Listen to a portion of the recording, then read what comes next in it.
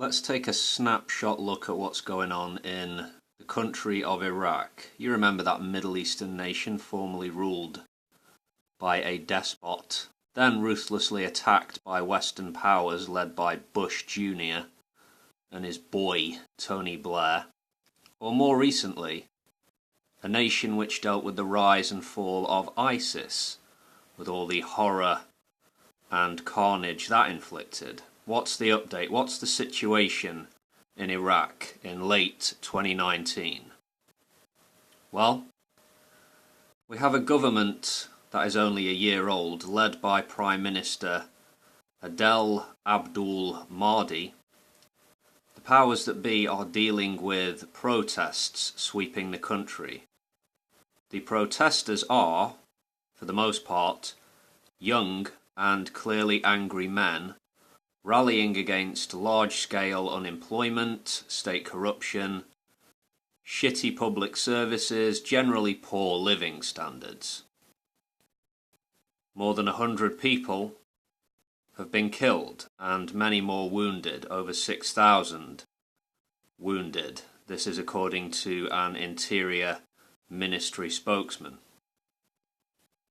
Water cannons, rubber bullets and live rounds have been used by security forces. A small number of those killed are security force personnel, but most of the blood being spilled is that of the demonstrators, the protesters. There have also been reports of snipers killing people. These are essentially anti-government rallies. The Prime Minister has reacted along with his cabinet, issuing reforms to try and calm or placate the protesters, welfare increases, land distributions, that kind of thing.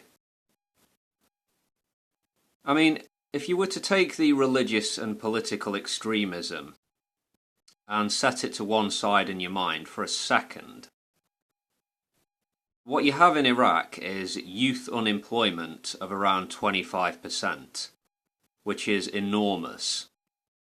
And many of these young folks will be educated to a high degree. I heard the media talking to one protester. I don't remember if it was Sky or Al Jazeera or the BBC. But this young man complained that he had a university degree and he couldn't even get a job sweeping the streets. I don't imagine that his is a unique case in all of this. Some voices have been casting aspersions at the Iranians, saying that they have a hand in this trouble. But it seems like the rage, for the most part, is being directed at the government, with families putting up photos of now dead young men across south and central Iraq.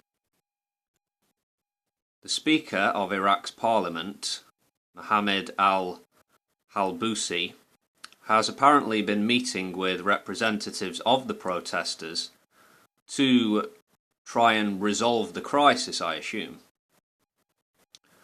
So who's leading these protests? I don't know.